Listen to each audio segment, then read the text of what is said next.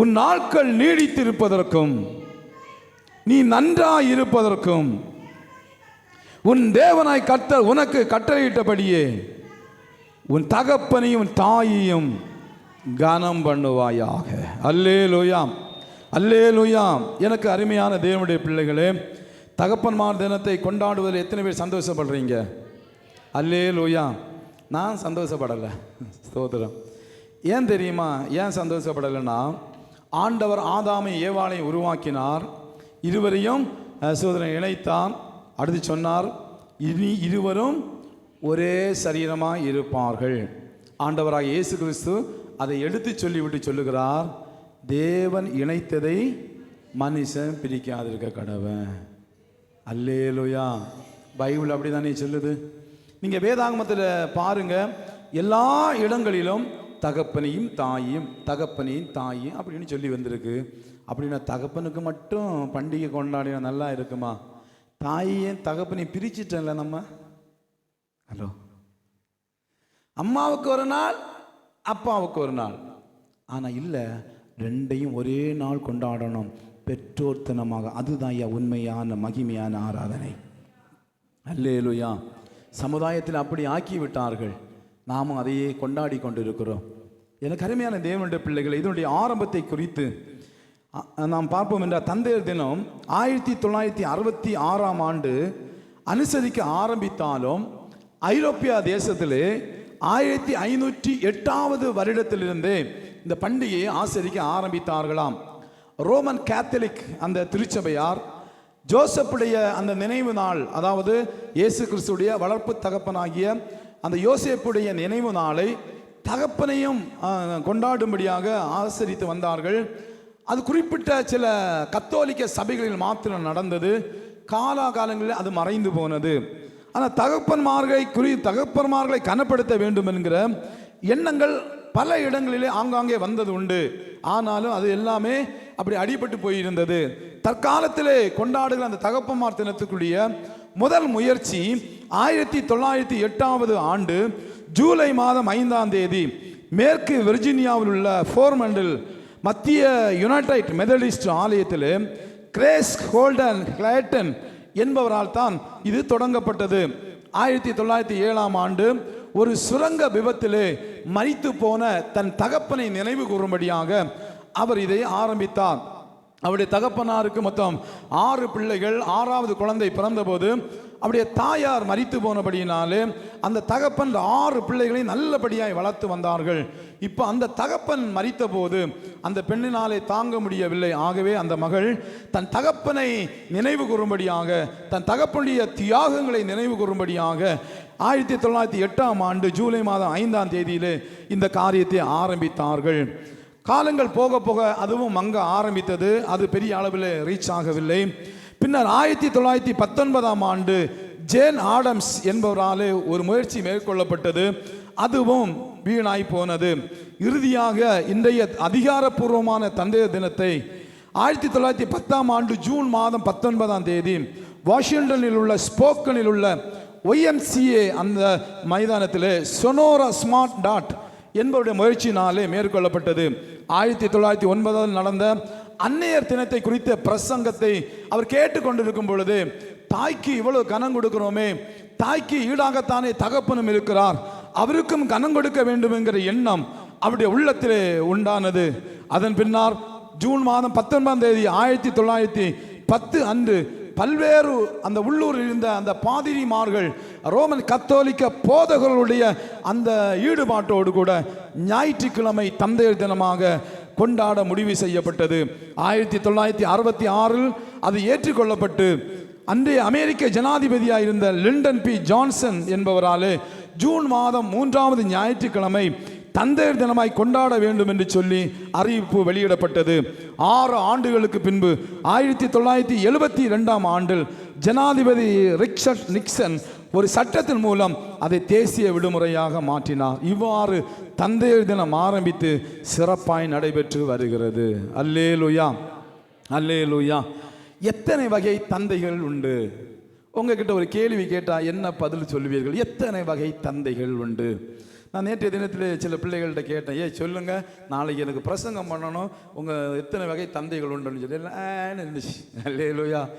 சோதனம் பாருங்க, நான் சில ஒரு 6 விதமான தந்தைகளை குறித்து நம்ம விளக்கமாக பார்க்க முடியாது, நிறைய விஷயங்கள் இருக்கிறது. உங்களுக்கும் 11:45 கூட்டத்தை முடிச்சிடணும், கஷ்டம். அதுக்கு மேலே உங்களால் இருக்க முடியாது, அதுக்கான கொஞ்சம் பிரயாசப்படுகிறேன். சரியா?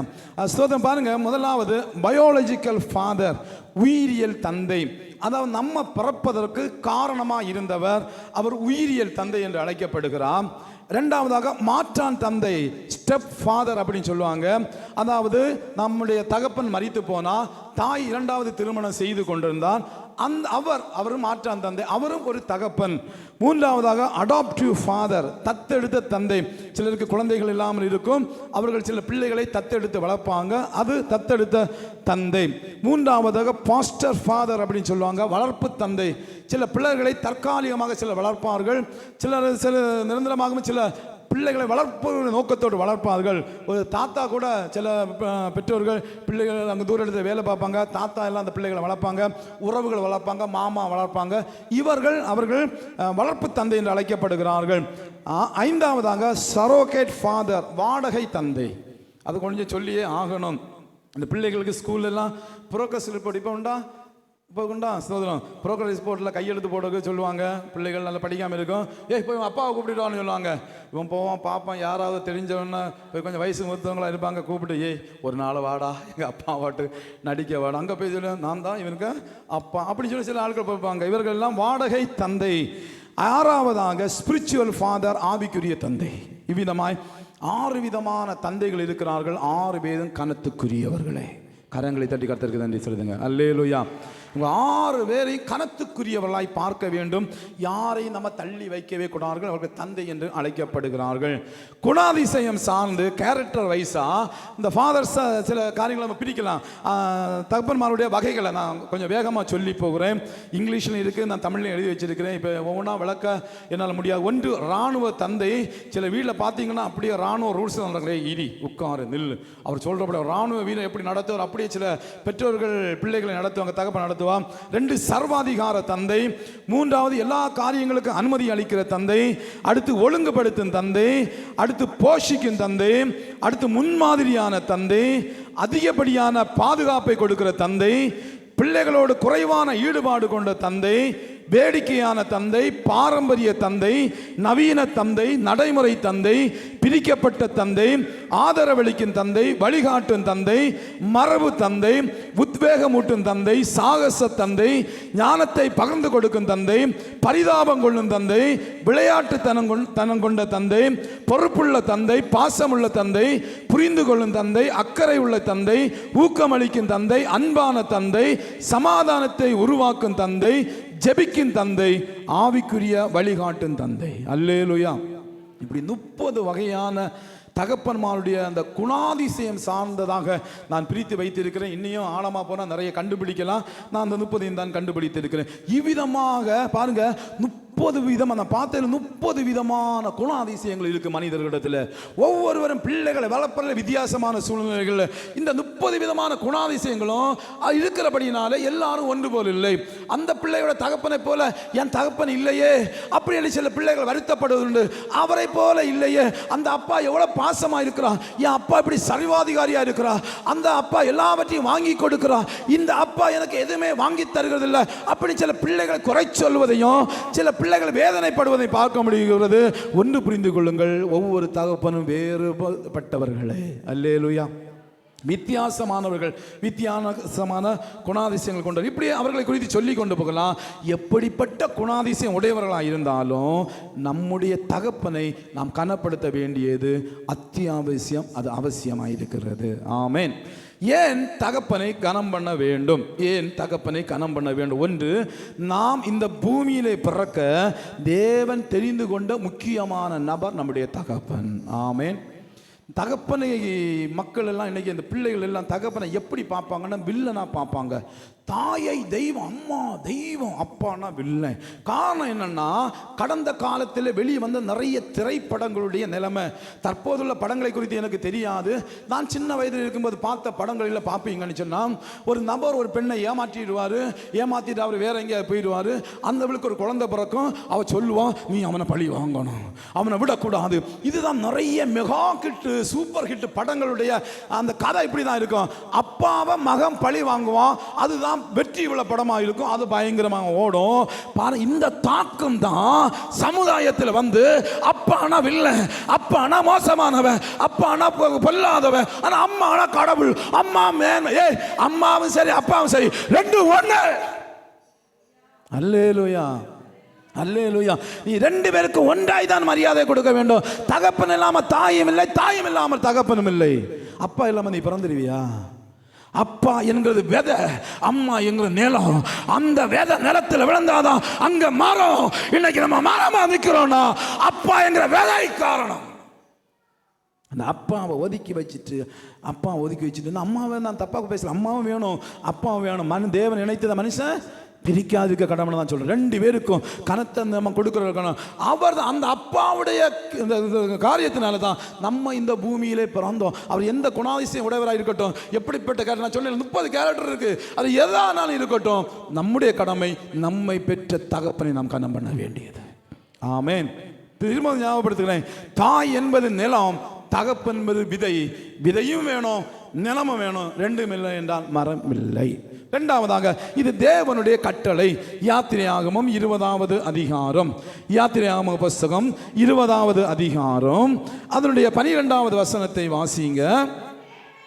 உன் தேவனாகிய கர்த்தர் உனக்கு கொடுக்கும் தேசத்தில் உன் நாட்கள் நீடித்திருப்பதற்கு உன் தாயையும் உன் தகப்பனின் தாயையும் காணம் பண்ண. இரண்டாவது, இது தேவனுடைய கட்டளை, மாறாத பிரமாண. இஸ்ரவேல் ஜனங்கள் எகிப்திலிருந்து வெளியே புறப்பட்டு வருகிற பொழுது அவர்கள் வாழ்வதற்குரிய வழிமுறைகளை ஆண்டவர் எழுதி கொடுத்தார். அந்த நியாயப்பிரமாணம், அந்த நியாயப்பிரமாணம் வாழ்வுக்குரிய நியாயப்பிரமாணம்.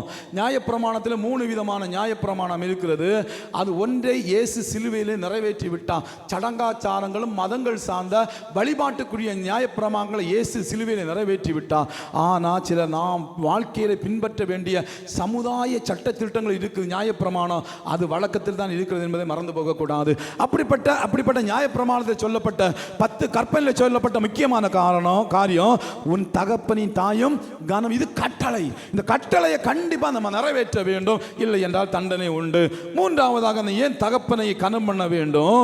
உபாகமம் 5ஆம் அதிகாரத்தில் நாம் வாசித்தோமே, உபாகமம் 5ஆம் அதிகாரம் 16வது வசனத்தில் சொல்லப்பட்டிருக்கிறது, உன் தேவனாகிய கர்த்தர் உனக்கு கொடுக்கும் தேசத்தில் உன் நாட்கள் நீடித்திருப்பதற்கும் நீ நன்றாய் இருப்பதற்கும் உன் தேவனாகிய கர்த்தர் உனக்கு கட்டளையிட்டபடியே உன் தகப்பனின் தாயும் கனம் பண்ணுவாயாக. ஆமென். இதில் 2 முக்கியமான காரியம் சொல்லப்பட்டிருக்கு. அப்படின்னா, உனக்கு கொடுத்த தேசத்தில், உனக்கு கொடுத்த கிராமத்தில், உனக்கு கொடுத்த நாட்டில் நீ நல்லா இருக்கணும்னா, நீ நல்ல வாழ்க்கை வாழணும்னா, உன் ஆயுசு நாட்கள் நீடித்து இருக்கணும்னா உன் தகப்பனின் தாயையும் கனம் பண்ணுவாயாக. ஆமென். நல்லா இருக்கணும். யாரெல்லாம் நல்லா இருக்கணும் விரும்புகிறீங்களோ உன் தகப்பனின் தாயையும் கனம் பண்ணு. அம்மாமார்கள்ட்ட ஒன்று சொன்னால் கோவப்பட மாட்டீங்களே. சோதனை கோவப்பட்டாலும் பிரச்சனை இல்லை, சொல்ல வேண்டிய ஏன் கடமை, நான் சொல்லி போகிறேன். சோதனை பாருங்க, ஒரு ஆள் நல்லா இருக்கணும்னா அவங்க தகப்பனின் தாயையும் கனம் பண்ணணும். அப்போ உங்கள் புருஷன் நல்லா இருக்கணும்னா உங்கள் புருஷன் யாரை கனம் பண்ணணும்? உங்கள் மாமியாரையும் மாமனாரையும். அப்போ அவர் தன்னுடைய தகப்பனையும் தாயும் கனம் பண்ண விடாதபடிக்கு நீங்க தடுத்தீங்கன்னா,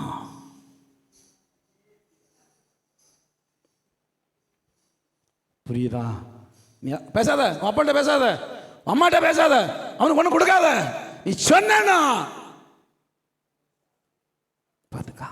அல்லேலூயா. பாத்துக்குங்க.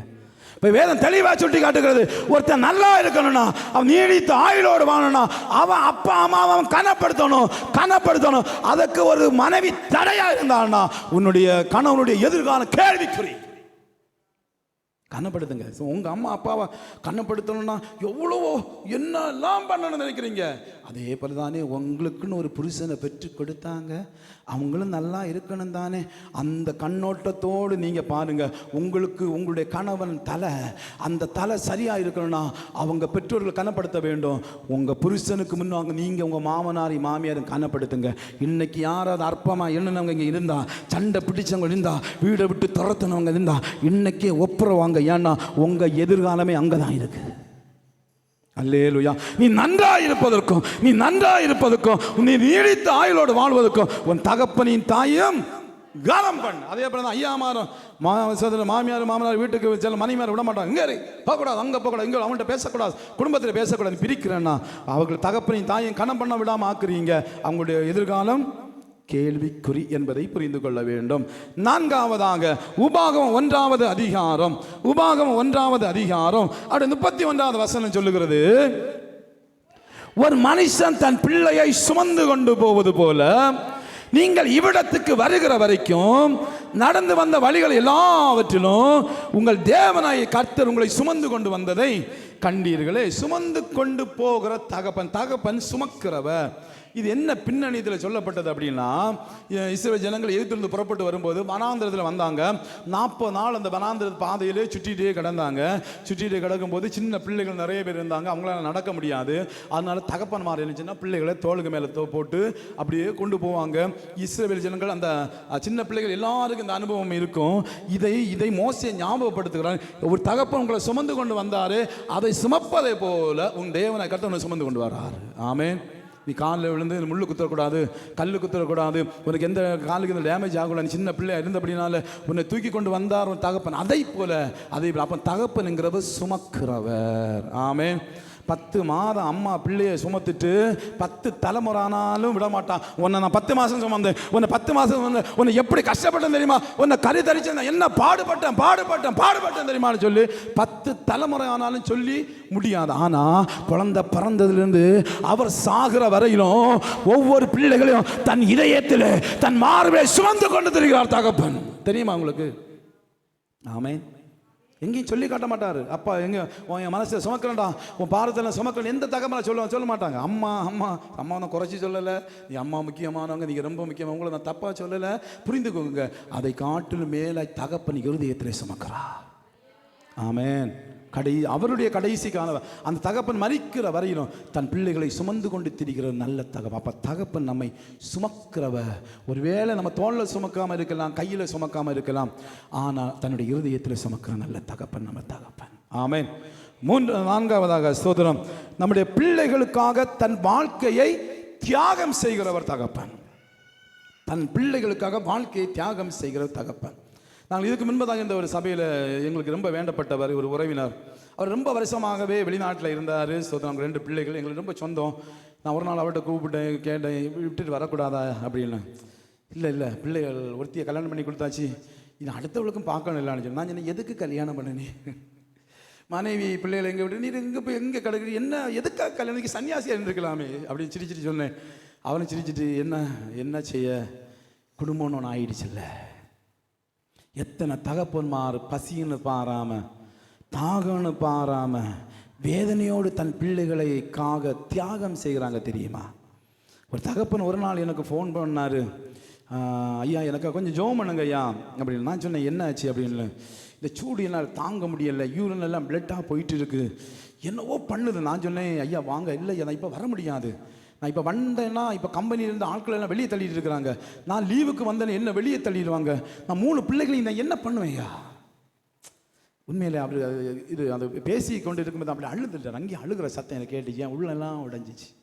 ஒவ்வொரு தகப்பன்மார் வெளிநாட்டிலும் வெளியூரிலும் பாம்பேயிலும் கேரளாவிலும் அங்கே இங்கும் பெங்களூர்லையும் போய் தன்னுடைய ஆசைகளை மறந்து தன்னுடைய வாஞ்சைகளை வெறுத்து, அவங்களுக்கு நிறைய ஆசைகள் உண்டு, நிறைய காரியம், அவங்களும் மனசுங்க தான், சாதாரணமான மனுஷங்க தான், அவங்களுக்கு உணர்வுகள் உண்டு, உணர்ச்சிகள் உண்டு, ஆசைகள் உண்டு. ஆனால் எல்லாவற்றையும் அடக்கி தன் பிள்ளை பிள்ளை பிள்ளை பிள்ளை தன் பிள்ளையை படிக்க வைக்கணும், தன் பிள்ளையை கல்யாணம் பண்ணி கொடுக்கணும், தன் பிள்ளையை வாழ வைக்கணும்னு சொல்லி ஒவ்வொரு தகப்பன் படுகிற தியாகம் கொஞ்சம் இல்லை. அப்பா கஷ்டப்பட்டு அங்கிட்டு பணத்தை அனுப்புவார், பிள்ளை கஞ்சாவும் தின்னுட்டு ஊரில் விழுந்து கிடப்பான். அப்பாவுடைய தியாகத்தையும் அம்மாவுடைய தியாகத்தையும் புரிந்து கொள்ளாம துன்மார்க்கமா வாழுகிற ஒரு சந்ததி வந்து கொண்டு இருக்கிறது. ஒருத்தன் என்ன பாடுபடுறாங்க தெரியுமா? ஒன்னா பாடுபடுறது தெரியுமா? அவன் கஷ்டப்பட்டு சாப்பிடாம கொள்ளாம கஷ்டப்பட்டு பணத்தை சேர்த்தா எனக்கு இப்போ வேணும் கள்ளிப்பட்டி மொபைல். கள்ளிப்பட்டி கிடையாது, மையப்பட்டி. அது நம்மளை கல்லறைக்கு கொண்டு போகிற மையப்பட்டி. அது வேணும், இல்லைன்னா செத்துருவேன், இப்ப வாங்கிடா. மக்களை வாங்கி தரலாம்டா. அப்பாவுக்கு வேலைக்கு போயிட்டு வாங்க, சம்பளம் இல்லை எனக்கு தெரியும், கடன் வாங்கியாத வாங்கிதா, இஎம்ஐல போட்டாத வாங்கிதா. உணர்வுகளை புரிந்து கொள்ளாத துன்மார்க்கமான சந்ததிகள். ஒவ்வொரு தகப்பனும் அந்த அப்பா கிட்ட அவங்க வேதனை அப்பாட்ட கொஞ்சம் வந்து எந்த பிள்ளையாவது உங்க அப்பா கிட்ட போய் பேசி இருக்கிறீங்களா? அவங்க வேதனைகளை கேட்டிருக்கீங்களா? சில தகப்பன சொல்ல மாட்டேன், சில சொல்லிடுறாங்க. அந்த அளவுக்கு வேதனைகளை தாங்கி தியாகத்தோடு நடக்கிறவர்கள் தகப்பன்மார். ஆகவே தகப்பனை கனம் பண்ண வேண்டும். அல்லேலூயா, அல்லேலூயா. எந்த சூழ்நிலையிலும் தகப்பனுடைய தியாகங்களை அற்பமாக எண்ணாதீங்க. ஏதோ ஒரு சூழ்நிலையில் அவங்க நம்மளை பகைச்சிருக்கலாம், அடிக்கலாம், திட்டி இருக்கலாம். தகப்பனுடைய சாபத்தை ஒரு நாளும் வாங்கி கட்டக்கூடாது. ஆமேன். நாங்கள் ரொம்ப காலத்துக்கு முன்பதாக இந்த ஒரு சபையில் ஒரு நாள், நாங்கள் ஊழியத்துடைய ஆரம்பத்தில் ஒரு நாள் ஒரு சகோதரி எனக்கு ஃபோன் செய்தாங்க. ஐயா, எங்கள் வீட்டுக்கு நீங்கள் ப்ரேயருக்கு வரணும், உங்ககிட்ட என்னை கொஞ்சம் பேசணும் ஐயா அப்படின்னு சொன்னாங்க. உடனே நானும் போயிருந்த போது அவரோட கணவரார் ஒரு நிறுவனத்தில், பெரிய நிறுவனத்தில் நல்ல வேலை இருக்கிறாரு. அதுக்கு மேலே அவரால் போக முடியலை. ப்ரமோஷனுக்கு வருது, ஆனால் கேன்சல் ஆகுது. பிள்ளைகள், ஒரு பிள்ளைக்கு வருஷந்தோறும் வயிற்றில் ஆப்ரேஷன், வருஷந்தோறும் ஆப்ரேஷன் பண்ணுவாங்க. 5-6 வருஷம் ஆப்ரேஷன் பண்ணிடுவாங்க. ஒரு குறிப்பிட்ட நவம்பர் மாதம்னாலே பிள்ளை காய்ச்சலில் படுத்துருவான், ஹாஸ்பிட்டலுக்கு கொண்டு போனால் வயிறில் ஏதோ ஒரு பிரச்சனை, ஆப்ரேஷன் பண்ணுவாங்க. அவங்களுக்கு ஒரு கால் விளங்காது, காலில் அந்த பேண்டேஜ் போட்டிருப்பாங்க. பையனுக்கும் படிப்பு பாதியிலே விடுற சூழ்நிலையில் ரொம்ப நசுக்கப்பட்ட நிலைமையில் இருக்கிறாங்க. அவங்க சொல்கிறாங்க, ஐயா போன உடனே எங்கிட்ட ஒரு காலத்தை கேட்டாங்க, ஐயா லவ் பண்ணுறது தப்பாயா அப்படின்னு கேட்டாங்க. நான் என்ன நான் சொன்னேன், ஏம்மா லவ் பண்ணுறது தப்பா சரியான? இப்போ என்னால் அவங்களுக்கு பிள்ளைகள் பெரிய பிள்ளைங்களாயிட்டுங்க. நான் கேட்டேன், ஏன் கேட்குறீங்க? சொன்னாங்க, நாங்கள் 4 பிள்ளைகள், என்னை தான் எங்கள் வீட்டில் அப்பா காலேஜ் படிக்க வச்சார். படிக்க வச்சு சோதரம் நான் காலேஜ் போன இடத்துல ஒருத்தர் விரும்பினேன். அவர் தேவனை ஏற்றுக்கொள்ளாத கூட்டத்தில் உள்ளவர் விரும்பினேன். எங்கள் அப்பா அம்மா ரொம்ப தடுத்தாங்க, வேண்டான்னு சொன்னாங்க. நான் கேட்கல. ஒரு நாள் நாங்கள் போகும்போது எங்களை பிடிச்சிட்டாங்க. அன்னைக்கு எங்கள் அம்மா சொன்னாங்க, நான் இவங்க பிள்ளை இல்லைன்னு எழுதி வச்சுட்டு போகணும். எங்கள் அப்பா என்னை சபிச்சு அனுப்புகிறாங்க, நீ நல்லா இருக்க மாட்டேன்னு சபிச்சு அனுப்புனாங்க. இன்னைக்கு படாத பாடுபடுறேன் ஐயா, என்ன பண்ண? நான் சொன்னேன், ஏம்மா லவ் பண்ணுறது தப்போ சரியோன்னு சொல்ல நான் வரலை, அது எனக்கு தெரியலை. ஆனால் ஒன்று, உங்கள் அப்பா அம்மா வாயின்னு வந்த சாபம் அது வானமண்டலத்தில் நிற்கும். அதுக்கு ஒரு விமோசனத்தை தேடுங்கள். அவங்க உங்களுக்கு ரொம்ப பாசமாக இருந்தாங்க. ஆனால் என்ன தெரியுமா, இப்போ அவங்க சேர்ந்துட்டாங்க, அப்பா அம்மா சேர்ந்துட்டாங்க, இப்போ நல்லா இருக்கிறாங்க, குடும்பமாக சந்தோஷமாக இருக்கிறாங்க. ஆனால் இந்த பிரச்சனை. நான் சொன்னேன், உங்கள் அப்பா அம்மா கிட்ட போய் நீ ஓடி போகும்போது அந்த அப்பாவுடைய உள்ளம் எவ்வளோ துடிச்சிருக்கும், அந்த அம்மாவுடைய உள்ளம் எவ்வளோ துடிச்சிருக்கும். கொஞ்சம் யோசித்து பாருங்கம்மா, கொஞ்சம் யோசித்து பாருங்கள், எவ்வளோ வேதனைப்பட்டிருப்பாங்க. அவங்க கஷ்டப்பட்டு உங்களை மட்டும்தான் இவ்வளோ படிக்க வச்சுருக்குறாங்க. அந்த பிள்ளை அவன் ஓடி போனதுனால மற்ற பிள்ளைகள் அவங்க மேலே பெரிய அளவு படிக்க வைக்கல. அதனால் பாருங்க, உன் நிமித்தம் உன் சகோதரன் வாழ்க்கை பாதிக்கப்பட்டிருக்கு. என்ன பண்ண போகிறீங்க? அவங்க கிட்ட என்ன பண்ண? நாங்கள் உங்கள் அப்பா அம்மாவிட்ட போய் மன்னிப்பு கேளுங்க. போனாங்க. அங்கே அப்பாவும் அம்மாவிட்டையும் போயிட்டு என்னை மன்னிச்சுங்க அப்பான்னு சொல்லி அந்த அப்பாவுடைய காலில் விழுந்து மன்றாடி மன்னிப்பு கேட்டாங்க. அம்மாவுடைய காலில் விழுந்து மன்னிப்பு கேட்டாங்க. அப்பா சொன்னார், ஒன்றும் இல்லை மக்களே, நான் அதெல்லாம் இல்லைப்பா, நீங்கள் மன்னிச்சேன்னு சொல்லுங்கன்னு சொன்னோன்னே அந்த அப்பா அந்த பிள்ளையுடைய தலையில் கையை வச்சு, அன்னைக்கு நான் போட்ட சாபத்தை நான் மன்னிச்சிடுறேன், இன்னும் என் பிள்ளைய மன்னிக்கிறேன்னு சொல்லிட்டாங்க.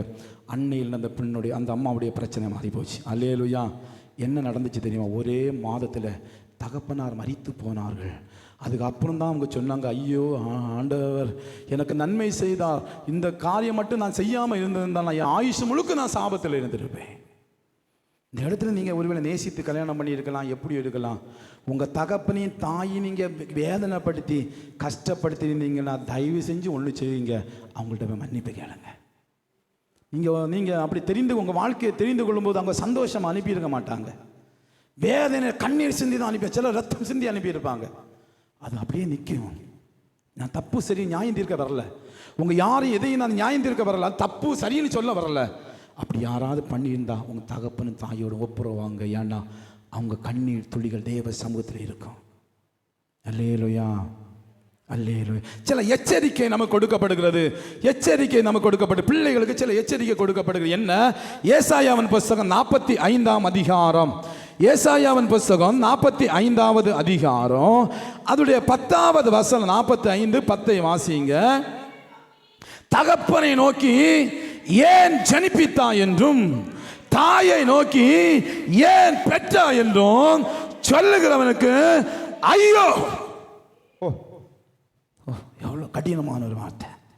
ஒரு அப்பாவை நோக்கி ஏன் என்ன ஜனிப்பிச்ச, ஒரு அம்மா பார்த்து ஏன் என்ன பெத்த சொல்லாத. உன் விருப்பப்படி நீ பிறக்கல, அவங்க விருப்பப்படி நீ பிறக்கல, தேவ சித்தப்படி நீ பிறந்திருக்க. அல்லேலூயா. பிள்ளைகளை பெறுகிற உரிமை ஒரு தகப்பனுக்கு தாய்க்கும் கொடுக்கப்பட்டிருக்கும்னு சொன்னா, அவங்க விரும்பின பிள்ளையை பெறுகிற உரிமை கொடுக்கப்பட்டிருக்கும்னு சொன்னா, அவங்க விரும்பின பிள்ளையை பெற்று எடுத்திருக்கலாம். இல்லை, அது அல்ல. எந்த தகப்பனுக்கோ எந்த தாய்க்கோ எந்த பிள்ளைக்கு அதுக்குரிய உரிமை இல்லை. ஒரே உரிமை தேவனிடத்திற்கு. அப்போ தேவன் தான் அவர்களிடத்திலமை பிறக்க வைத்தா, தேவன் தான் அவர்கள் மூலமாக ஜனிப்பிக்க வைத்தா. அப்படிப்பட்ட அவர்களை பார்த்து ஒரு நாள் ஏன் ஜனிப்பித்தேன்னு வாயத்தை வந்து சொல்லாத. எவ்வளோ ஆண்டவர் கடினமா சொல்றாரு பார்த்தீங்களா? அப்போ ஒரு தகப்பனின் தாய் ஏன் ஆண்டவர் அவ்வளோ கனப்படுத்துகிறார், அவ்வளோ கனப்படுத்துகிறார். அதனால சொல்லி பிள்ளைய பார்த்து சொல்ற, நீ அப்படி சொல்லிடாத. எந்த சூழ்நிலை சொல்லி ஏதாவது பிள்ளைங்க அப்படி சொல்லி இருந்தானே, எதுக்கு என்ன பெத்த, எதுக்கு என்ன பெத்த, அன்னைக்கு கள்ளிப்பால் தந்து கொண்டு இருக்கலாமே, அதை எங்கே குளத்தில் போடுறேன், எதுக்கு என்ன பெத்த அப்படின்னு சொல்லி ஏதாவது நீங்கள் உங்கள் அப்பாவோ அம்மா பார்த்து சொல்லியிருந்தீங்கன்னா, இன்னைக்கு ஆண்டவரிடத்தில் மன்னிப்பு கேளுங்க, உங்கள் பெற்றவரிடத்தில் மன்னிப்பு கேளுங்க, தேவன் உங்களை மன்னிப்பார். அல்லேலூயா. இல்லை என்றால் உங்களுடைய எதிர்காலம் கேள்விக்குறியாய் மாறி போகும் என்பதை எச்சரிக்கிறேன் இயேசுவின் நாமத்தினாலே. எல்லாம் உங்களுக்கு சொல்லி தர மாட்டாங்க, இதை இப்படி எல்லாம் உங்களுக்கு சொல்லி தர மாட்டாங்க. அவங்க காரியத்தை பேசிடுவாங்க. நான் ஏன் சொல்றேன்னா, நீங்க வாழணும்னு விரும்புகிறேன், நீங்க நல்ல வாழ்க்கை வாழணும்னு விரும்புகிறேன், இந்த சபையார் ஒவ்வொரு மகிமையான வாழ்க்கை வாழ வேண்டும் என்று விரும்பித்தான் இந்த செய்தியை உங்களுக்கு கொடுக்கிறேன். அப்பா அம்மா பார்த்து ஒரு நாளும் அப்படி சொல்லாதே. நீதிமொழிகள் புஸ்தகம் 30வது அதிகாரம், நீதிமொழிகள் புஸ்தகம் 30வது அதிகாரம் அதனுடைய 17வது வசனம் சொல்லுகிறது, தகப்பனை பரியாசம் பண்ணி தாயின் கட்டைகளை அசட்டை பண்ணுகிற கண்ணை நதியின் காகங்கள் பிடுங்கும், கழுகும் குஞ்சுகள் தின்னும். அப்பாவை பரியாசம் பண்ணி கொஞ்சம் கொஞ்சம் அப்படி கொஞ்சம் வளர்ந்தா போதும், கொஞ்சம் மீசம் முளைச்சா போதும், அப்பாவுக்கு மேலே போயிடுவாங்க. ஒரு கல்யாணம் கூட பண்ணிட்டானா அவ்வளோதான். ஒரு பொண்டாட்டி கிடச்சுன்னா அதுக்கு அப்பாவையும் மறந்து அம்மாவையும் மறந்து ஏன் கிழமை சும்மா கிடக்க மாட்டேங்கிறான், பைத்தியகாரன் அப்படி பண்ணுறான் இதை பண்ணுறான். பரியாசம் பண்ணாத. ஒரு தகப்பனை என்றைக்கும் பரியாசம் பண்ணாத. எத்தனை நீ வளர்ந்தாலும், உனக்கே பேர பிள்ளைகள் வந்தாலும், உன் தகப்பனுக்கு நீ பிள்ளை. புரிந்து கொள்ள வேண்டும், புரிந்து கொள்ள வேண்டும். ஒரு நாள் பரியாசம் பண்ணலாம் அப்பாவை அம்மாவை பரியாசம் பண்ண. அம்மா சொல்கிற வார்த்தை கீழ்ப்படின்னு சொல்லப்பட்டு இருக்கிறது. இன்னைக்கு நிறைய பிள்ளைகளை பார்க்குறேன், அம்மா சொல்கிற வார்த்தை கீழ்படுறதே இல்லை. அப்படி கீழ்ப்படி அம்மாவுக்கு கீழ்ப்படியாம அப்பாவை பரியாசம் பண்ணி திரிகிறவர்களுடைய கண்ணை நதியின் காகங்கள் பிடுங்குமாம், கழுகும் குஞ்சுகள் தின்னுமா. 3வது உபாகமம் 27வது அதிகாரம், உபாகம புஸ்தகம் 27வது அதிகாரம் அதனுடைய 16வது வசனத்தை வாசிங்க. தன் தகப்பனையும் தன் தாயை சபிக்கிறவன் தூசிக்கிறவன் சபிக்கப்பட்டவன் என்பார்களாக. ஜனங்கள் எல்லாரும் ஆமேன் என்று சொல்லக்கூடாது. 3வது ஒரு எச்சரிக்கை ஆண்டவர் கொடுக்கிறார், தகப்பனின் தாயும் ஒரு காலம் சபிக்கக்கூடாது. ஆமேன். தகப்பனையே ஏன் ஜனிப்பித்தேன்னு கேட்கக்கூடாது, தகப்பனை பரியாசம் பண்ணக்கூடாது, தகப்பனை ஒரு நாளும் தூசிக்க கூடாது. அப்படி தூசிச்சா நம்ம சபிக்கப்பட்டவர்களாய் மாறி. நம்ம தகப்பன் அது எப்படி இருந்துட்டு போட்டோம், அவங்க வாழ்க்கை நான் சொன்ன தெரியுமா, அவங்க கேரக்டர்லாம் வித்தியாசம். எல்லாரும் ஒன்று போல இருக்கிறதில்ல. நமக்கு விரல்கள் 5 விரல் கூட ஒன்றா இருக்கிறதில்ல, வித்தியாசமாக தான் இருக்குது. ஒவ்வொருக்கு ஒரு கைரேகைகள் வித்தியாசமாக தான் இருக்குது. ஒவ்வொருவரும் ஒவ்வொரு வித்தியாசமாக இருப்பாங்க. என்னவும் அப்படி பண்ணிட்டு போயிட்டு தகப்பனையும் தாயையும் எந்த நிலைமையிலும் தூஷிக்காதீங்க, பரியாசம் பண்ணாதீங்க, அவங்கள்ட்ட எதிர்த்து பேசி அவங்கள அடிக்காதீங்க. சிலர் அடிக்கிறாங்க. தகப்பனை அடிக்கிறவன் சபிக்கப்பட்டவன் என்று சொல்லப்பட்டிருக்கு, தாயை அடிக்கிறவன் சபிக்கப்பட்டவன் என்று சொல்லப்பட்டு. இந்த கை நீட்டி தகப்பனையும் தாயை அடிக்கிறாங்க. ஒரு நாள் விளங்காமல் போகும் கையும் காலம். அல்லேலூயா. என்னையும் நினைச்சிட்டு போங்க, தேவன் எனக்கு சொல்கிற காரியத்தை நான் சொல்லியே ஆக வேண்டும். எந்த பிள்ளை தகப்பனையும் தாயை அடிக்கிறாள், நாளைக்கு இதே நிலைமை உனக்கும் வரும். நீ கல்யாணம் பண்ணி அல்லதுக்கு உனக்கு பிள்ளை பிறந்து அவன் உன்னை நடு தெருவில் போட்டு அடிப்பான், அன்னைக்கே தெரியும் உனக்கு அந்த வேதனை, அந்த வலி. தகப்பன் தாயை அடிப்பட்டு அழுகிற அழுகை, ரத்தம் சிந்தி கண்ணீர் வடிச்சு அந்த அந்த வலி அந்த வேதனையும் அன்னைக்கு தெரியும். எச்சரிக்கையா இருங்க. எந்த நபர்களும் தகப்பனை தாய் கையை நீட்டிடாங்க, கையை வாங்காத, உன் கை ஒடிஞ்சிடும். தகப்பனும் தாய் அவ்வளவு கனத்துக்குரியவர்கள், அவ்வளவு மகிமைக்குரியவர்கள். அல்லேலூயா, அல்லேலூயா. தகப்பனே, நல்ல தகப்பனே, தகப்பனே, நல்ல தகப்பனே, என்னை தாங்கிடும் நல்ல தகப்பனே, என்னை தாங்கிடும் நல்ல தகப்பனே, தகப்பனே, நல்ல தகப்பனே, தகப்பனே, நல்ல தகப்பனே, என்னை தாங்கிடும் நல்ல தகப்பனே, என்னை தாங்கிடும் நல்ல தகப்பனே. அல்லேலூயா. ஒரு தகப்பனை குறித்து எனக்கு தெரியும். அவர் தன்னுடைய மாமனார் வீட்டுக்கு அவர் மனைவி அனுப்ப மாட்டார். பிள்ளைகள் பிறந்த போது பிள்ளைகளை குறித்து கூட மாமனார் மாமியார்கிட்ட காட்ட மாட்டாங்க, விடவே மாட்டார். ரொம்ப அங்கே போகக்கூடாது, பிள்ளைகளை போனால் அடிச்சிடுவார், நொறுக்கிடுவார், போகக்கூடாது. அவங்கெல்லாம் ஏங்குவாங்க, பேர பிள்ளையை பார்க்கணும் ஏங்குவாங்க. இவர் விடவே மாட்டார். ஒரு நாள் அவர்கள் எல்லாம் மறித்து போனார்கள். இவருடைய பிள்ளைகள் வளர்ந்தாங்க, இவங்களுக்கும் பேர பிள்ளைகள் எல்லாம் வந்துச்சு. அதுக்கப்புறம் அவங்க பிள்ளையை பார்த்து மகனை பார்த்து மகளை பார்த்து சொல்லுவாங்களாம், ஒரு நாள் கொண்டு காட்டு பிள்ளைய, ஒரு நாள் கொண்டு காட்டு பிள்ளைய. அல்லேலூயா, அல்லேலூயா. அது தகப்பன் வேதனையோடு என்று சொன்னார், அன்னைக்கு என் மாமனாரும் மாமியாரும் என் பிள்ளைகளை பார்க்கக்கூடாதுன்னு சொல்லிட்டு தடை போட்டேன். இன்னைக்கு சூழ்நிலை மாறி போச்சு, என் பேர பிள்ளைகளை என்னால் பார்க்க முடியலை. எதை விதைக்கிறோமோ அதை அறுப்போம். தகப்பனுக்கு சில ஆலோசனை, தகப்பனுக்கு சில ஆலோசனை. 1 யோவான் 2வது அதிகாரம் 13ஆம் வசனம் சொல்லுகிறது, பிதாக்களே, நீங்கள் ஆதி முதல் இருக்கிறவர்களை அறிந்திருக்கிறபடியினால், ஆதி முதல் இருக்கிறவரை ஒவ்வொரு பிதாக்களும் அறிந்து கொள்ள வேண்டும். அப்படின்னா தேவன் யார் என்கிற அறிவு ஒவ்வொரு அப்பாவுக்கு வேணும். ஆமென். தேவன் யார், தேவன் யார், அவர் யாரு என்கிற உணர்வு வேணும். நம்ம தேவன் நமக்கு அப்பா. அல்லேலூயா. பிதா, தேவன் நமக்கு பிதா. நான் உங்கள்கிட்ட ஒரு கேள்வி கேட்கட்டுமா? கோபப்படக்கூடாது, கேட்குறேன். உங்கள் பிள்ளை குடிச்சிட்டு வந்து, அல்ல உங்கள் பிள்ளை ஏதாவது தப்பான காரியத்தை வந்து உங்ககிட்ட நின்னா, பிள்ளை உடனே கட்டி பிடிச்சி, என் செல்லம் குடிச்சிட்டு வந்திருக்கியாப்பா, வாப்பா ராசான்னு வீட்டுக்கு கூட்டிகிட்டு போவீங்களா, சண்டை போடுவீங்களா? ஐயா, பரலோகத்தில் ஒரு அப்பா இருக்கிறாரு, உங்களை என்னை உருவாக்குன ஒரு அப்பா இருக்கிறாரு. அதே அப்பாவும் நம்மள்ட்ட அதுதானே எதிர்பார்ப்பாரு. என் பிள்ளை ஒழுக்காமல் நடக்கணும், என் பிள்ளை குடிக்கக்கூடாது, என் பிள்ளை பாவம் செய்யக்கூடாது, என் பிள்ளை ஒழுக்கமாக நடக்கணும்னு அந்த பரலோகத்தின் அப்பாவும் நம்மக்கிட்ட ஒரு எதிர்பார்ப்பு வச்சிருப்பாருல்ல. தேவன் யார் என்கிற அறிவு எனக்கு இல்லை. தேவன் யார் என்கிற அறிவு எனக்கு யாருக்கும் இல்லை. ஏதோ வாராங்க, ஏதோ கடமைக்காக ஒரு மணி நேரம் உட்காந்துட்டு போகணும். வாரதே ஞாயிற்றுக்கிழமை தான், அதிலும் ஒரு அரை மணி நேரம் நம்மளால் இருக்க முடியல. ஏன்னா நம்ம அவ்வளோ பக்தி, நமக்கு ஓடணும். டாஸ்மார்க்ல லைன்ல நிற்கிறாங்க மணிக்கூர் கணக்கில், ரேஷன்ல லைன்ல நிற்கிறாங்க மணிக்கூர் கணக்கில், ஆஸ்பத்திரியில் பண்ண 5 மணி நேரம் 6 மணி நேரம் உட்கார்ந்து இருக்கிறாங்க மணிக்கூர் கணக்கில். கஷ்டமா தெரியல. நான் சர்ச்சில் வந்தா மட்டும் அப்படி முடிச்சு ஓட்டணும். தேவனை அறிவில்லை. இன்னைக்கு ஒவ்வொரு பெற்றோர்களுக்கும் முதல் அறிவு, தேவனை அறிகிற அறிவு வேணும்.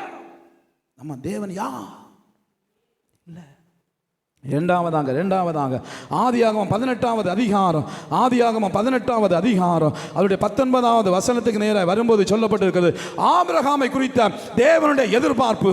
ஆபிரகாம் சில காரியங்களை செய்வான் என்று ஆண்டவர் எதிர்பார்த்து இருந்தார். ஆதியாகமம் 18:19, கர்த்தர் ஆபிரகாமுக்கு சொன்னதை நிறைவேற்றும்படியாய் அவன் தன் பிள்ளைகளுக்கும் தனக்கு பின்வர தன் வீட்டாருக்கும் நீங்கள் நீதியும் நியாயத்தையும் செய்து கர்த்தருடைய வழியை காத்து நடவுங்கள் என்று கட்டளையிடுவான் என்பதை அறிந்திருக்கிறேன் என்றார். தேவன் ஆபிரகாமை குறித்து சாட்சி கொடுக்கிறாரு. அவன் தன் பிள்ளைகளுக்கு நீதியும் நியாயத்தையும் சொல்லிக் கொடுத்து கர்த்தருடைய வழியில் நடக்கும்படிக்கு கட்டளையிடுவான். ஆமென்.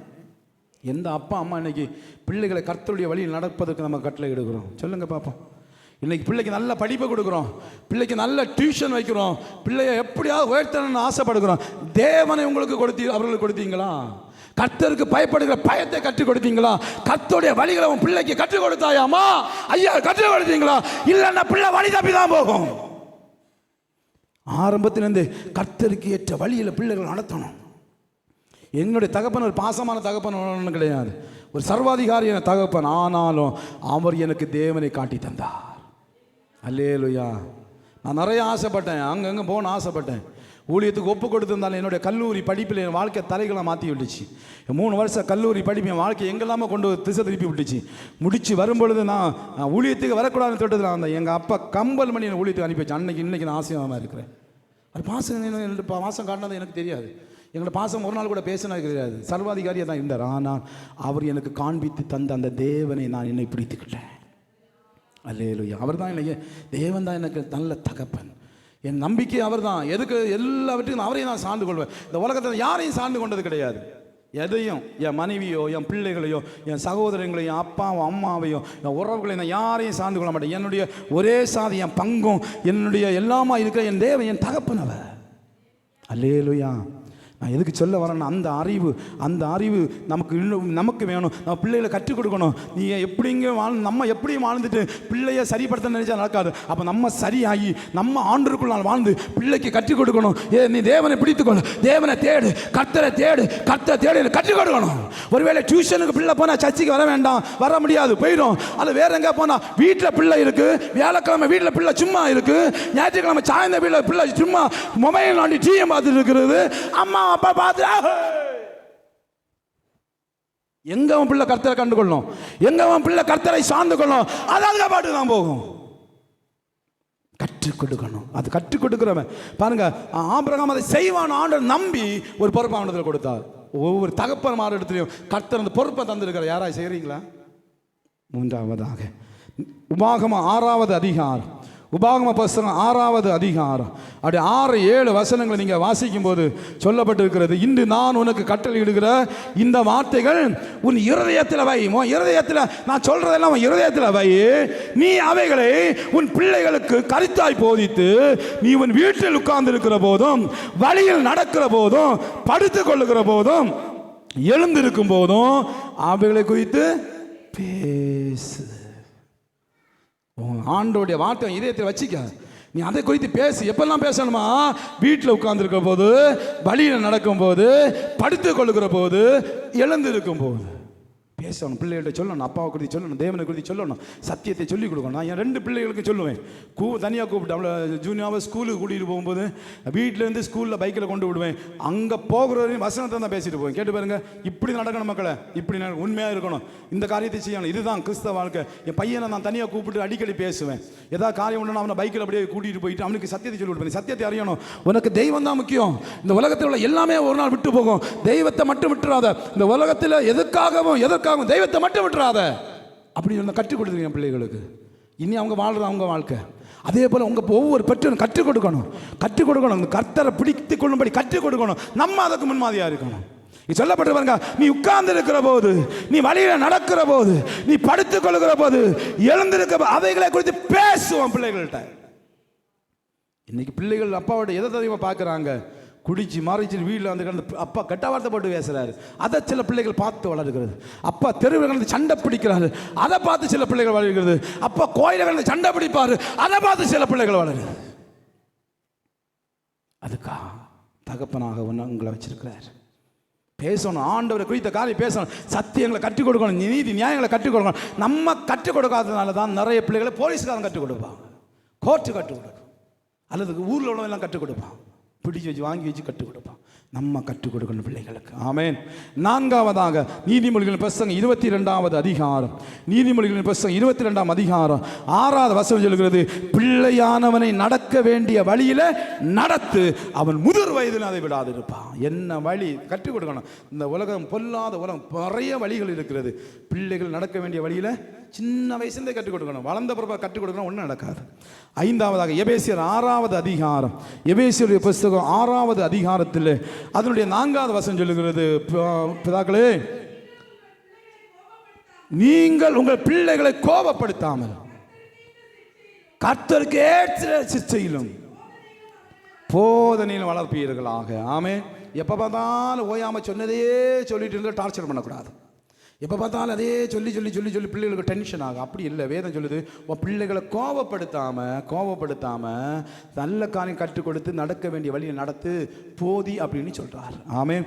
கொலோசியர் 3வது அதிகாரம் 21வது வசனம். கொலோசியர் 3ஆம் அதிகாரம் 21வது வசனம். பிதாக்களே, உங்க பிள்ளைகள் திடனற்று போகாதபடி அவர்களுக்கு கோபம் ஊட்டாதிருங்கள். ஆமென். உன் பிள்ளை கோழையா போகாதபடிக்கு அவனை என்ன செஞ்சாத கோவமூட்டி அப்படி ஆக்கிறாத, கோபம் ஊட்டாதீர்கள்னு சொல்லப்பட்டிருக்கு. ஆமென். அப்படின்னா பிள்ளையை வளர்ப்பது என்பது சாதாரண விஷயம் இல்லை, அதை கர்த்தரிடத்தில் கற்றுக்கொள்ள வேண்டும். ஆமென். அல்லேலூயா. அது டிவியில் கட்டித்தர மாட்டாங்க. கோபிநாத்தெல்லாம் கட்டித்தர மாட்டார். வேற நடிகர்கள் கட்டித்தர மாட்டாங்க. அவன் பணத்தை வாங்கிட்டு கண்டதையும் பேசிட்டு இருப்பான் டிவியில். அதை பார்த்து வாயம் பிளந்துட்டு இருக்காதீங்க. கர்த்தர் கேட்ட போதினை வளர்க்கணும்னா கர்த்தர் தான் கற்றுத்தரணும். அதுக்கு தகப்பன் தாய் வேதத்தை படிக்கணும். அல்லேலூயா, அல்லேலூயா. கடைசி அவனை சொல்லி முடித்துக் கொள்ளுகிறேன். யாத்திரை ஆகமம் 20வது அதிகாரம், யாத்திரை ஆகமம் 20ஆம் அதிகாரம் 5, 6 ஆகிய வசனங்கள் 2வது பகுதியிலிருந்து நான் வாசிக்கிறேன். நல்ல கவனிங்க, எல்லாரும் எடுத்துக்கொள்ளுங்க. எல்லாம் எடுத்து யாத்திரையாகும் 20, 5, 6 2வது பகுதியில் வாசிக்கிறேன். உன் தேவனாகிய கர்த்தராயிருக்கிற நான் எரிச்சலுள்ள தேவனாயிருந்து என்னை பகைக்கிறவர்களை குறித்து பிதாக்களுடைய அக்கிரமத்தை பிள்ளைகளிடத்தில் 3ஆம் 4ஆம் தலைமுறை மட்டும் விசாரிக்கிறவனாயிருக்கிறேன். என்னிடத்தில் அன்பு கூர்ந்து என் கற்பனைகளை கை கொள்ளுகிறவர்களுக்கோ 1000 தலைமுறை மட்டும் இரக்கம் செய்கிறவராய் இருக்கிறேன். ஒரு காரியத்தை ஆண்டவர் தெளிவுபடுத்துகிறார். எத்தனை பேருக்கு அது புரியுதுன்னு தெரியல. சொல்லப்பட்டு எந்த ஒரு மனுஷன் தேவனை பகைக்கிறானோ, எந்த ஒரு மனுஷன் தேவனுக்கு விரோதமாக செயல்படுகிறானோ, தேவனை கோபமூட்டி பகைக்கிறானோ, அந்த மனுஷனுடைய 4 தலைமுறை அவன் பிள்ளை, அவன் பேரன், அதுக்கு பிள்ளை கொள்ளு பேரன் வரையிலும் அவர்கள் சாபத்தில் இருப்பாங்களாம். கவனிக்கிறீங்களா அப்பா, அம்மா, ஐயாமாரே? கவனிக்கிறீங்களா? நம்ம செய்ய ஒரு பாவம் கொள்ளு பேர பிள்ளை வரையிலும் பாதிக்குமா? கர்த்தர் அவ்வளோ கோபம் உள்ளவராக இருக்கிறார். அவ்வளோ கோபம். யோசித்து பாருங்க. நம்ம பிள்ளைகளுக்கு சாபத்தை சம்பாதிக்க வைக்க பிள்ளைய பெற்றோம். ஆசைப்பட்டு பெற்றோம் இல்லை. முதல் குழந்தை பிறக்கும் போதெல்லாம் எவ்வளோ ஆசையாக கொஞ்சி இருப்போம், என்னென்ன விழா வச்சுருப்போம், என்ன வச்சுருப்போம். இத்தனை பிள்ளைகள் பிறக்கும்போது பிள்ளைகளுக்கு எல்லாம் விழா வச்சு அவ்வளோ வச்சோமே, அந்த பிள்ளை கடைசியாக சாபமாக போகிறதுக்கா? அப்படின்னா என்ன செய்யலாம்? யோசித்து பாருங்க. என்ன செய்ய போறீங்க? அடுத்து சொல்லப்படுகிறது, ஒரு தகப்பன் தன் தேவனை நேசித்தான், தேவனத்தில் அன்பு கூர்ந்து ஒரு தகப்பன் நடப்பார்னா 1000 தலைமுறை மட்டும் அந்த பிள்ளைகளை கர்த்தர் காப்பாற்றுவார். கரங்களை தட்டி அல்லேலூயா. நீங்க உங்க பிள்ளைகளுக்கு சாபத்தை வைக்க போறீங்களா, இல்லை 1000 தலைமுறைக்குரிய இரக்கத்தை சம்பாதிச்சு கொடுக்க போறீங்களா? இன்னைக்கு நிறைய பேருக்கு சர்ச்சை தேவையில்லை. சர்ச்சை அந்நிய காரியமாக நடக்கிறாங்க. தகப்பனுடைய வீடாகி இந்த ஆலயத்தை அந்நிய காரியமாக நடக்கிறாங்க. அவர்களெல்லாம் தேவனை பகைக்கிறவர்கள், சபைக்கு விரோதமாக செயல்பட தேவனை பகைக்கிறவர்கள். கர்த்தர் அவளை சும்மா விடவே மாட்டார். நிறைய பேருக்கு ஆலயம் தேவையில்லை. பாருங்க, கொஞ்சம் உங்க வாழ்க்கையில் பாருங்க, நல்ல கீழ்ப்படிந்து ஆண்டவருக்கு பிரியமாய் நடந்த கடந்த காலத்து தகப்பன் தாய்மாருடைய பிள்ளைகள் நல்லா இருப்பாங்க. கர்த்தரை தேடாம துன்மார்க்கமா அலைஞ்சு திரிஞ்சு குட்டிச்சு வரிச்சு கடக்கிற தகப்பனுடைய பிள்ளைகளுடைய சந்ததி அப்படிதான் போயிட்டு இருக்கு. இன்னைக்கு உங்களுக்கு தேவை தேவன். இன்னைக்கு என்ன பண்ண போறீங்க? நான் கடந்த சபையில் ஒரு கேள்வி கேட்டேன். இதை அவங்க லைவ்ல ஒருவேளை பார்க்கலாம். நான் ஒரு சவால் விட்டேன். அங்கே நிறைய பிள்ளைகள் ரொம்ப கெட்டு போய் கிடந்தாங்க. தண்ணி அடிக்க சின்ன வயசுல தண்ணி அடித்து நிறைய பாவங்கள்ல நிறைய சிக்கி கிடந்தாங்க. அவங்க எல்லாம் சொல்லுவாங்க, பிள்ளைக்காக ஜெபம் பண்ணுங்க. நான் ஒரு நாள் ஓப்பனாக ஒரு சவால் விட்டேன். உங்கள் பிள்ளையை கர்த்தர் தொட போகிறார். அல்லேலூயா. உங்கள் பிள்ளைகளை கர்த்தர் ரட்சிப்புக்கு நேராக நடத்த போகிறார். உன் பிள்ளைக்காக உன்னுடைய குடியை உன்னால் விட முடியுமா? உன் பிள்ளைக்காக உன்னுடைய சீரியல் பார்க்குற பழக்கத்தை உன்னால் விட முடியுமா? உன் பிள்ளைக்காக உன்னோட தவறான பழக்கத்தை உன்னால் விட முடியுமா? இன்னைக்கு விட்டு தேவ சமத்தை ஒப்புரவாகு. நாளைக்கு உன் பிள்ளையை கர்த்தர் ரட்சிப்பா, உன் பிள்ளையை காப்பாற்றுவா. சவால் விட்டேன். ஒரு ஆள் மேல நான் சொன்ன, நீ இளமை ஒப்பு கொடுப்பாரு, நாளைக்கு அவன் பிள்ளைய கருத்தை தொடுவா. எந்த துன்மார்க்க அவன் ரசிக்கப்பட வா தேவ சம்மந்த வா. ஒரு ஆள் வரல அப்படின்னு அர்த்தம் என்ன? இன்னைக்கு தகப்பன்மார் பிள்ளைகளுடைய ஐயா அப்பா நான் உங்களுக்கு சவாலாக சொல்கிறேன், நம்ம எதை விதைக்கிறோமோ பிள்ளைகள் மூலமாக நம்ம அறுப்போம். மறந்துடாதீங்க. தகப்பன்மார் தினத்தில் நீங்க ஒரு தீர்மானம் எடுங்க. நான் ஒரு நல்ல தகப்பனா, என் பிள்ளைக்கு சாபத்தை வைக்கிற தகப்பனா அல்ல, என் பிள்ளைக்கு 1000 தலைமுறைக்கும் இரக்கத்தை சம்பாதித்து கொடுக்கிற ஒரு தகப்பனா நான் மாறணும். ஒரு முடிவு தீர்மானம் பண்ணுங்க. உங்களை நான் சமாளிக்க நீங்க அழைக்கல, நீங்க தீர்மானம் பண்ணுங்க. உங்களை ஆண்டோட சமூகத்தில் ஒப்பு கொடுங்க. இன்னைக்கு ஒரு புதிய வாழ்க்கை. சில நேரங்களில் நீங்க சொல்லலாம், என்னால் இந்த பழக்கத்தை விட முடியல. ஆண்டவரால் கூடாத காரியம் ஒன்றும் இல்லையா, மனசு மட்டும் போதும். எந்த காரியத்தையும் விடுவதற்குரிய மனசு போதும், கர்த்தரை விட வைப்பார். ஆமென். நீங்க தேவ சமூகத்தில் ஒப்புறம் வாங்க. இந்த ஆலயத்தை விட்டு போகும் பொழுது நீங்க 1000 தலைமுறைக்கு தன் பிள்ளைக்கு இரக்கத்தை சம்பாதித்து கொடுக்கிற ஒரு தகப்பனாய் போங்க. தயவு செஞ்சு உங்க பிள்ளைகளுக்கு சாபத்தை மட்டும் சம்பாதிச்சிடாதீங்க. பாவம். ஒவ்வொன்று சாபத்தில் கடந்து வேதனையில் கடந்து தத்தளிக்கிறத பார்க்கும்போது என் உள்ளெல்லாம் உடை பார்த்தா சாபம். ஜெவமணி பார்த்தா கர்த்தர் அந்த காரியத்தை காண்பிக்கிறார். மூதாதையருடைய பாவங்கள், தலைமுறை சாபங்கள். எனக்கு ஆண்டவர் கிருபை தந்திருக்கிறார். நான் ஒரு ஆளுக்கிட்ட ஒரு 2-3 நிமிஷம் நின்று பேசினேன்னா மொத்த வரலாறையும் நான் எடுத்துருவேன். அது கர்த்தர் எனக்கு கொடுத்துக்கிறார். நான் யாரையும் சொல்ல மாட்டேன். ஆனால் நான் அப்படி புரிந்து கொள்கிறேன். அப்படி புரிந்து கொள்ளும்போது நிறைய குடும்பங்கள் தலைமுறை சாபத்தில் இந்த சபையில் இருக்கு. காரணம் தகப்பன் தாய்.